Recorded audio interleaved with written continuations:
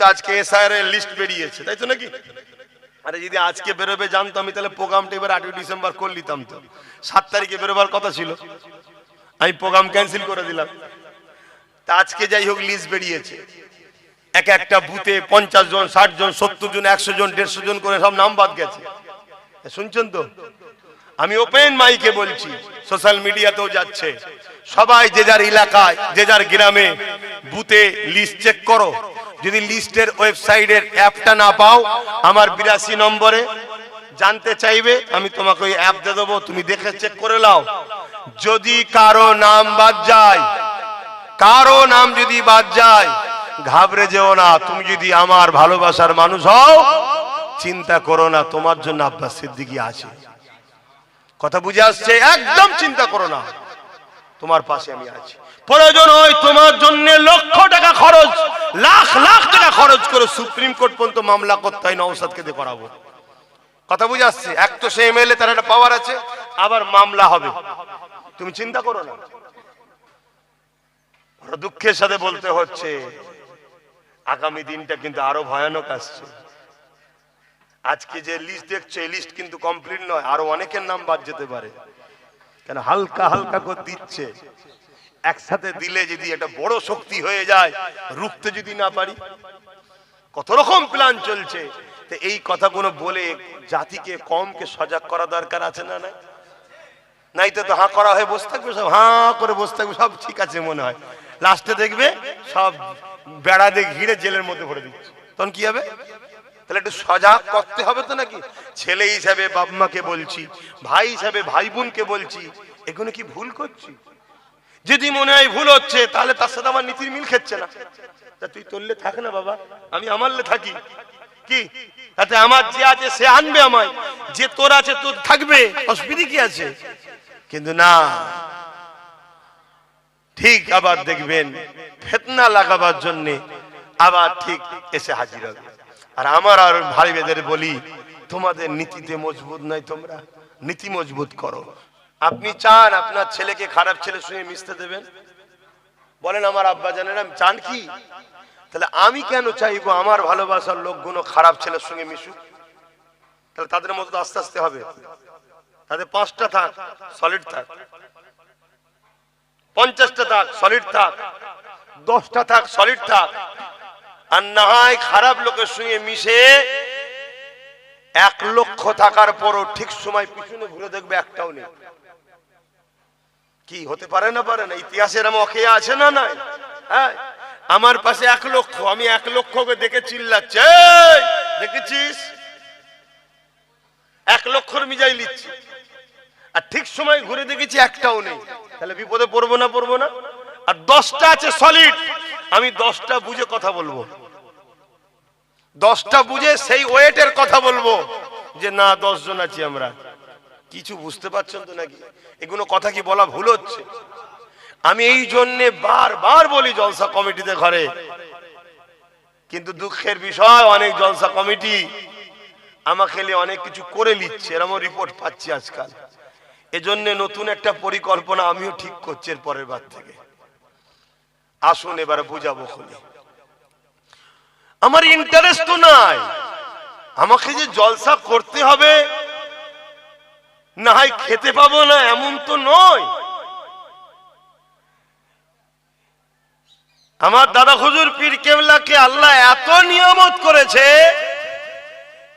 সেই দাদা হুজুরের ঘরে জন্ম নিয়েছি বলে আল্লাহ শান দাদা হুজুরের ওসিলায় দরবারে যদি বসে থাকি, একটু বেরিয়ে কষ্ট করে যদি শুধু বসে থাকবো গদিতে, ও আম্মা বিনিআমাতি রাব্বিকা ফাহাদ্দিস, এ কথাগুলো বলার পরও অনেকে দেখি কমেন্টে ভালোবাসার কথা বলে, অনেকে কমেন্টে সমালোচনা করে। তার মানে কি এটা হবে? আমি সমালোচনা নিয়ে কোনো টেনশন করি না, থাকবে।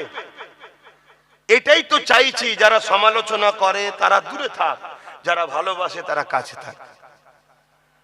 একটা মুখে থাক, একটা বুকে থাক, দুটো কিন্তু থাকার জায়গা এক নয়। মুখে তো অনেকে অনেক কিছু বলে, যেমন আমার দেশের প্রধানমন্ত্রী বলেছিল ডবল কি বলে 2 কোটি করে চাকরি দেবো হার সাল মে। চাকরি দিয়েছে তো নাকি? দিয়েছে কি? যেমন আমাদের রাজ্য সরকার বলেছিল ডবল ডবল চাকরি দেবো, লাস্টে বলছে কি পকোড়া ভাজো। এটা মুখে অনেক কিছু বলা যায়, কিন্তু দিলে কি বলছে? দিলে বলছে ওয়াকাফ সম্পত্তিকে দখল করে নাও। এটা কি বলেছিল? জিতার সময় বলেছিল যে আমি জিতলে, আমি মোদি যদি জিতি ওয়াকাফকে দখল করে নেবো, বলেছিল? বলেন। মুখে বলেছিল हर साल 2 करोड़ नौकरी जुबा को मिलेगा, हर साले 2 কোটি করে চাকরি দেবো, এটা মুখে বলেছে। আর দিলে কি ছিল? ক্ষমতায় আসার পর ওয়াকাফ গুলোকে ঝেড়ে নেবে। কথা বুঝছেন তো নাকি? এও বলেছিল কি 10,000 মাদ্রাসা দেবো, এটা মুখে বলেছিল। আর দিলে কি ছিল? ক্ষমতায় আসার পর যখন মোদি আইন করবে, মোদিকে সাপোর্ট আমি করে দেবো। এটা বলেছিল যে মোদিকে সাপোর্ট করব, বলেন ওটা। কিন্তু ওটা বললে তোমরা সাথ দেবো না। তাহলে মুখেরটা আলাদা জিনিস হয় আর দিলেরটা আলাদা জিনিস হয়। দিলটাই কি আছে দেখো, দিলটাই কি আছে দেখো। আর দিলের সম্পর্ক যেখানে থাকে, ওখানে যদি কানাও হয়, ন্যাংরাও হয়, খোঁড়াও হয়, তার বিরুদ্ধেও কেউ কথা বললে অমনি ফোঁস তুলে দেয় আমার ভালোবাসা। শুনছেন তো নাকি? আমার ভালোবাসা, এটা আমার বাপ। কানা তো কি হয়েছে, নোংরা তো কি হয়েছে, এটা আমার স্ত্রী। বুবা তো কি হয়েছে, এটা আমার স্বামী। কালো তো কি হয়েছে, কেন? ওখানে দিলের সম্পর্ক। আর জেনে দিলের থাকে না, সেখানে হাজারো ফিতনা হয়। হাজারো ভালো থাকলো খুঁত খুঁজা হয়, কি করে খুঁত বার করা যায়। আমার কথা বুঝছেন তো? হ্যাঁ, ঠিক তেমনই রাসূল পাক সাল্লাল্লাহু আলাইহি ওয়াসাল্লামের দ্বীনের ব্যাপারও এক মুমিন মুসলমান আর এক মুনাফিক মুসলমান, ওই যে 72টা দল, নামাজ আছে, রোজা আছে, দাড়ি আছে, টুপি আছে, এরপরও জাহান্নামে যাচ্ছে। কেন?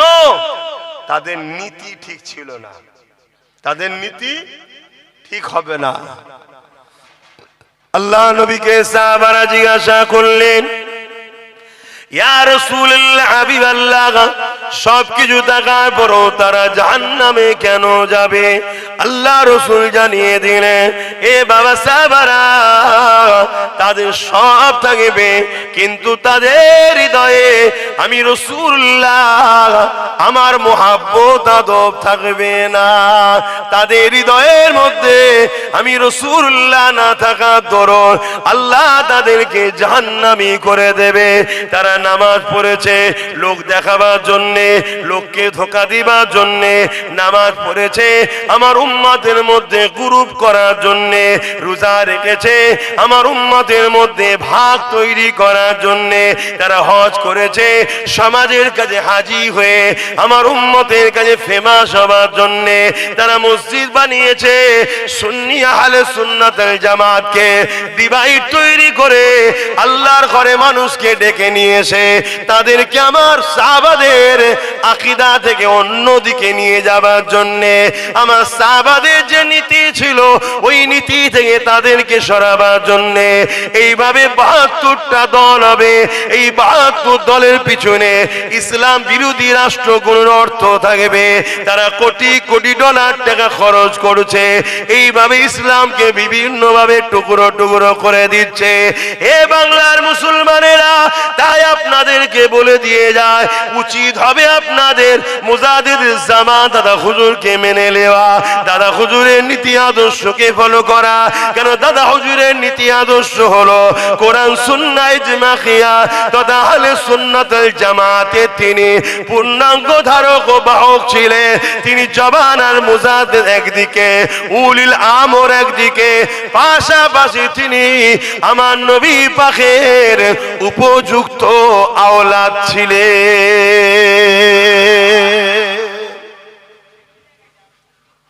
বারবার বলছি, কাতার ভাগ করো। আমার কথায় কষ্ট হচ্ছে নাকি? অনেকে বলে এক হওয়া দরকার, আমিও তো বলছি এক হওয়া দরকার, কিন্তু রসুলকে বাদ দিয়ে এক হবে? তো এক হতে গেলে একটা সেন্টার দরকার। তো সেন্টারটা হবে মুহাম্মদ সাল্লাল্লাহু আলাইহি ওয়াসাল্লাম। যারা হুজুরকে নেতা বলে মানবে, হুজুরকে মডেল বলে মানবে, হুজুরি যাদের জিন্দেগির মূল মাকসাদ হবে, আসো বাকি সবাই যে দলেরই হোক, যে জামাতেরই হোক, যে স্কুলেরই হোক, যে খানকারেরই হোক, এক হওয়া দরকার। কি হওয়া দরকার আছে না নাই? আর হুজুরের যে হবে, সে কখনো হুজুরের আহালদের সমালোচনা করতে, কেন আল্লাহর নবী বলেছেন মুনাফিকের একটা আলামত, মুনাফিক আমার খানদানের সমালোচনা করবে। মুনাফিক কি করবে একটু বলবেন তো?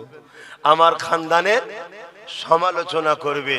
আর মুমিনের একটা আলামত, মুমিন আমার খানদানের সমালোচনা করবে না।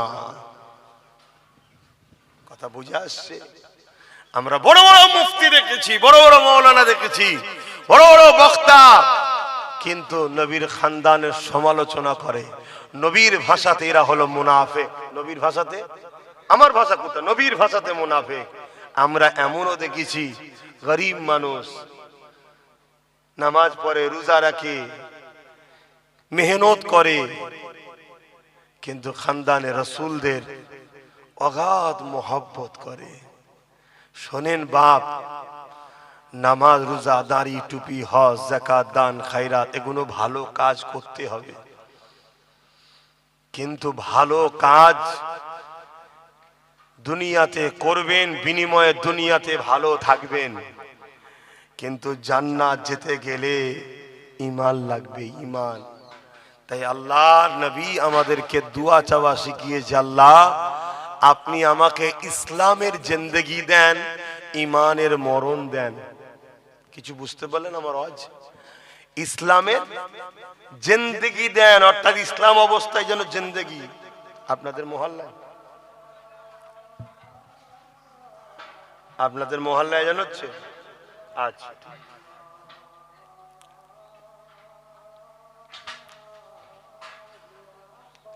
আল্লাহু আকবার, আল্লাহু আকবার। এই শীতের বেলা একদম ছোট,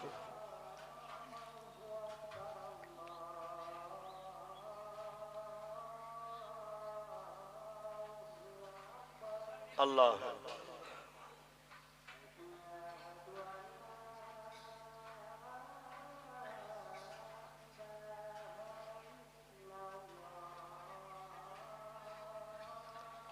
আশহাদু আল্লা ইলাহা ইল্লাল্লাহ।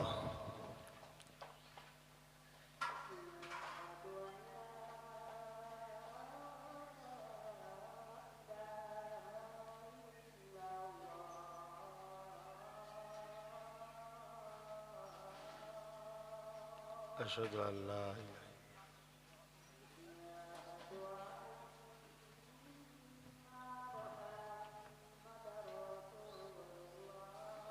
সাল্লাল্লাহু আলাইহি ওয়াসাল্লাম।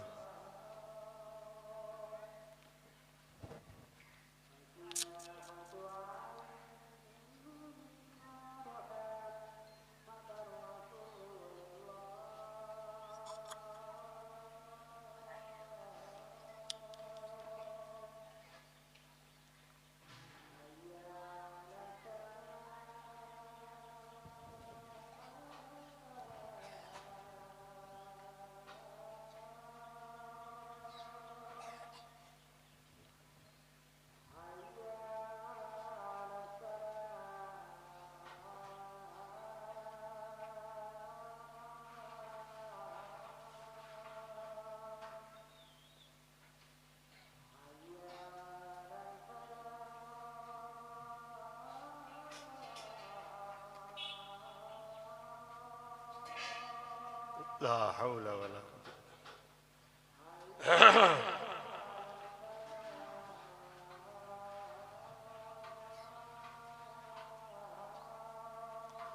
লা হাওলা ওয়ালা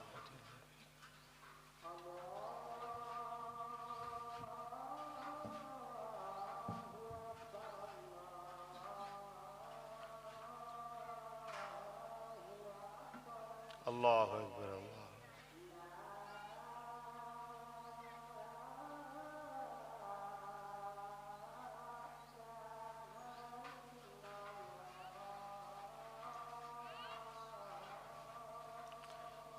اللهم رب هذه الدعوة التامة الصلوات القائمات محمدا الوسيلة الفضيلة الدرجة الرفيعة وابعثه مقاما محمودا الذي وعدت ترزقنا الشفاعة يوم القيامة إنك لا تخلف الميعاد لا إله إلا الله محمد رسول الله درود الشريف اللهم صل على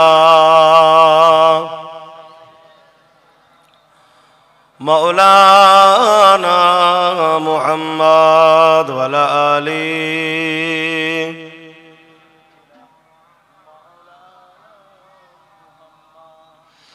মধুর চেয়েও মধুর আরো আমার নবীর নাম আমার নবীর নাম মধুর চেয়েও মধুর আরো আমার নবীর নাম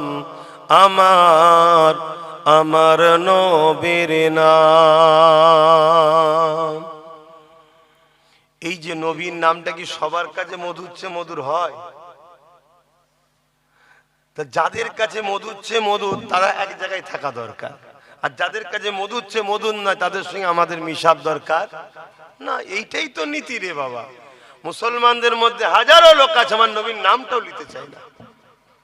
ঘন্টার পর ঘন্টা বয়ান করে, নামাজ নিয়ে, রোজা নিয়ে, দাঁড়ি নিয়ে, টুপি নিয়ে, আমার রাসূলুল্লাহ নিয়ে বয়ান করতে চায় না। নামাজ পড়ো না নবী পড়ো, যারা বলেন নামাজ পড়ো না নবী পড়ো, বলতে পারছেন না।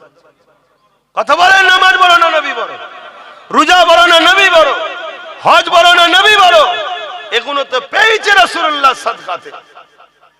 অতএব নামাজের আলোচনা, রোজার আলোচনা ঘন্টার পর ঘন্টা হচ্ছে, হওয়া দরকার আছে, আমি অস্বীকার করছি, কিন্তু নবীর আলোচনাটা কখন হবে? তাহলে নীতি থাকা দরকার। নবীর আলোচনা হচ্ছে না, নবীর কথা হতে চাইছে না। আর অথচ এই উম্মত আজকে মরুভূমির মতো পিপাসিত হয়ে গেছে। এই উম্মতের ভেতরে কোনো ভালো ফল আর হচ্ছে না। একটাই কারণ, এই উম্মতের মধ্যে আর নবীর প্রেমের পানি পড়ছে না। এজন্য উম্মত মরুভূমির মতো হয়ে গেছে, এখানে আর ভালো ফসল হচ্ছে না। আসো নবীকে প্রেম করো। মধুর চেয়েও মধুর আরো আমার নবীর নাম আমার নবীর নাম। ওই নামেরই মধু পিয়ে দোয়েল কোয়েল বেড়ায় গে, ওই নামেরই মধু পিয়ে দোয়েল কোয়েল বেড়ায় গে। বুলবুলি গায় ওই নামের গুণ, বুলবুলি গায় ওই নামের গুণ, আমার নবীর নাম। মধুর চেয়েও মধুর আরো আমার নবীর নাম। আল্লাহুম্মা সাল্লি আলা সাইয়্যিদিনা মাওলানা মুহাম্মদ ওয়া আলা আলিহি।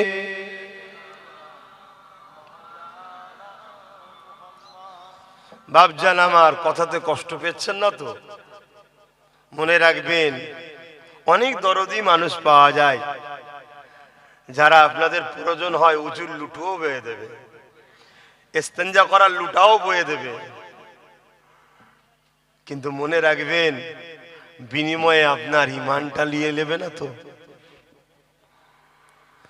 একটু বুঝে বুঝে পা ফেলবেন, কেননা আখিরি জামানা, দুনিয়া সবাই চাইছে ইসলামকে মিটিয়ে দেবো, কেননা ইসলাম ইনসাফ ইনসানিয়াতের পক্ষে কথা বলে, ইসলাম গরিবদের পক্ষে কথা বলে, ইসলাম মানবতার পক্ষে কথা বলে, ইসলাম জালিমদের বিরুদ্ধে লড়াইয়ের কথা বলে। এ যুবকেরা, তরুণেরা, বাপেরা, তাই উঠে পড়ে লেগেছে জালিমরা আর মুনাফিকরা হয়েছে ইসলামকে মিটাবার জন্যে। কেউ প্রকাশ্য আমাদেরকে হত্যা করে মেরে দিতে চায়, আবার কেউ আমাদের মধ্যে ঢুকে আমাদের ঈমান নামক সম্পদটাকে লুটে নিতে চায়। মনে রাখবেন, যতদিন ঈমান আছে আমাদের মধ্যে, পৃথিবীতে যতই সুপার পাওয়ার থাকুক না কেন, আমেরিকা যতই সুপার পাওয়ার থাকুক না কেন, ফ্রান্স যতই সুপার পাওয়ার যেই থাকুক না কেন, যতদিন আমাদের মধ্যে ঈমান আছে ততদিন পর্যন্ত দুনিয়ার কোনো পাওয়ার আমাকে আপনাকে মিটাতে পারবে না।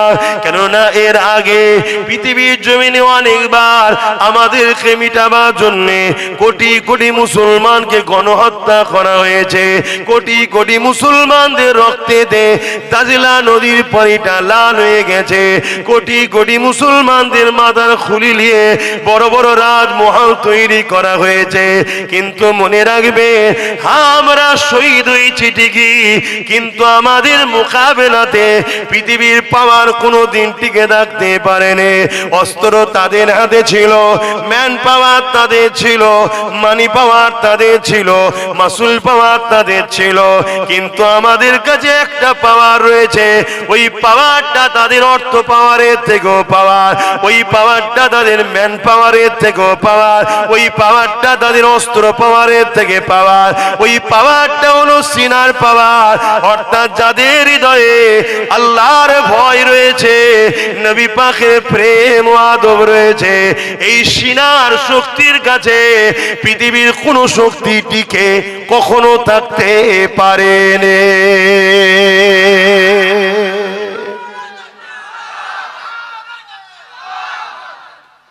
আমি তো চাইবো আমার ছেলেটা দাড়িওয়ালা টুপিওয়ালা দেখে মিশে যাচ্ছে, বেঈমান হয়ে ঘরে না ঢুকে পড়ে। আপনি ভাবেন দাড়িওয়ালা টুপিওয়ালা তো ভালো, কথা ঠিকই ভালো, যেমন এর মধ্যে ভুলও আছে। তো দাড়িওয়ালা কখনো খারাপ নয়, কিন্তু খারাপ লোক দাড়িওয়ালা সেজে তো আমার মধ্যে ঢুকে বেঈমান বানাচ্ছে। টুপিওয়ালা তো খারাপ নয়, কিন্তু খারাপ লোক টুপি পরে আমার মধ্যে ঢুকছে। নামাজি খারাপ নয়, কিন্তু নামাজের বাহানায় আমার মধ্যে ঢুকছে।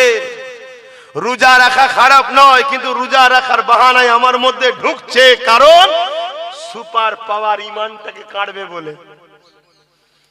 কেন গাছে যদি ডালপালা কমও থাকে, ওটাও গাছ এটাও গাছ, ওর ডালপালা কম, বয়সও কম, সব কম, কিন্তু ওটাও জিন্দা এটাও জিন্দা, দুটোই গাছ। কিন্তু একটার যদি ঈমান জান মূল না থাকতো, দুদিন পরে কাঠ হয়ে যেত। কাঠ আর নয়, গাছ নয়, কাঠ, জ্বালানি। ও মুসলমান আমিও মুসলমান, ওরও দাড়ি আমারও দাড়ি, ও মানুষ আমিও মানুষ, কিন্তু ওর যদি আপনার জান আছে, আমার যদি জান না থাকে আমি লাশ। ঠিক তেমনি আপনার দাড়ি আমার দাড়ি, আপনার টুপি আমার টুপি, আপনার নামাজ আমার নামাজ, যদি ঈমান না থাকে আপনি বেঈমান আর আমি ঈমানদার। কথা মাথায় ঢুকছে তো নাকি? আর এই জায়গায় কিন্তু আমি নিজের দিকে কিন্তু টেনে নিয়েছি, সব জায়গাটা আমার ঘাড়ে দোষ নিয়েছি, কিন্তু এই ক্ষেত্রে আমার ঘাড়ে নিইনি। কেন? শরিয়াতের মসলা এটা। অনেককে জিজ্ঞেস করা হয়, হারা তুই কি ঈমানদার? সে চিন্তা করে বলে হ্যাঁ হলেও হতে পারি, তার মানে নিজের ডাউট হচ্ছে। আসেন বাবেরা, কি আলোচনা করি সংক্ষেপ সময়ে। আবার বলে যাচ্ছি, রাসূলুল্লাহকে মুহাব্বত করেন, নবী পাককে প্যার করেন। আর রাসূলুল্লাহর প্রকৃত মুহাব্বত করনেওয়ালা কারা? এর জওয়ান তরুণেরা, আল্লাহ নবী জানিয়ে দিলেন মান আহাব্বা সুন্নতি, যারা আমার সুন্নাতকে ভালোবাসলো, ফাকাদ আহাব্বানি, তারা আমি রাসূলুল্লাহ আমাকে ভালোবাসলো। তাহলে নবীর প্রকৃত প্রেমিক তো তারা যারা নবী পাকের সুন্নাতকে ভালোবাসে, নবীর সুন্নাতকে যারা প্যার করে, তারা এগুলো প্রকৃত রাসূলুল্লাহর প্রেমে। আর নবীকে যারা প্রকৃতভাবে ভালোবাসলো, কানা মাই ফিল জান্নাহ, নবী বলছে তারা আমার সঙ্গে আল্লাহ পাকে জান্নাতি হয়ে যাবে। দাড়ি যেমন নবীর সুন্নাত, টুপি যেমন নবীর সুন্নাত, এর থেকেও বড় সুন্নাত হলো অসহায়ের পাশে দাঁড়িয়ে জালিমদের বিরুদ্ধে যুদ্ধ করা। এটা নবী পাকের দাড়ি টুপির থেকেও অনেক বড় সুন্নাত। শুনছেন আমার আওয়াজ? দাড়িটা নবীর সুন্নাত তো নাকি? টুপিটা এর থেকেও বড় সুন্নাত কি? গরিব অসহায়ের পাশে দাঁড়িয়ে জালিমদের বিরুদ্ধে যুদ্ধ করা, গরিবদের বাঁচাবার জন্য, অসহায়কে বাঁচাবার জন্য। কেন এ কথাটা বললাম? আমরা অনেকে দাড়ি টুপি দেখিয়ে ঢুকে পড়ি, কিন্তু গরিবদের বিরুদ্ধে যারা, তাদের সঙ্গে আবার হাত মিলিয়েও ঘুরি। তাহলে কোন সুন্নতটা ছাড়লো আর কোন সুন্নতটা ধরলো? বড় সুন্নতের বিরুদ্ধে ছোট সুন্নত নিয়ে বসে আছে। কেন? এই কথা শুনছেন তো নাকি? আমার অসুবিধা হচ্ছে? বুঝতে পারছেন তো না বেকার বকছি? কেন? এইটা বাহ্যিক, এইটা বাহ্যিক, এইটা দিয়েই মানুষকে বোকা বানানো যায়। আর ওইটাই দম থাকতে লাগবে জালিমের বিরুদ্ধে লড়াই করা। ওইখানে গিয়ে টুক করে বসে আছে জালিম নেতার পিছনে। একটা ফটো যদি উঠে যায়, আমি ওই ফটো দেখেই এলাকার সবাইকে ব্ল্যাকমেল করবো। দেখেছি নেতাজির সাথে আমি আছি, বল তোর চাকরি লাগবে, মাল দে, বল তোর কি লাগবে, পয়সা দে। হ্যাঁ চলছে, এসব হচ্ছে। কিন্তু রাসূলের সুন্নাত হলো দাড়ি টুপি, রাসূলের সুন্নাত। কিন্তু এর থেকেও অনেক বড় সুন্নাত হলো জালিমের বিরুদ্ধে লড়াই করে মজলুমকে খুশি আনা, আল্লাহর সৃষ্টিকে বাঁচানো। জোরে বলুন সুবহানাল্লাহ। দস্তরখান বিছিয়ে খানা খাওয়াটাও রাসূলুল্লাহ সুন্নাত। তার থেকে বড় সুন্নাত হলো ক্ষুধার্ত মানুষকে খানা খাওয়ানো। জোরে বলুন সুবহানাল্লাহ। তাহলে এটাও করতে হবে, ওটাও করতে হবে। কথা কিছু বুঝে আসছে তো নাকি?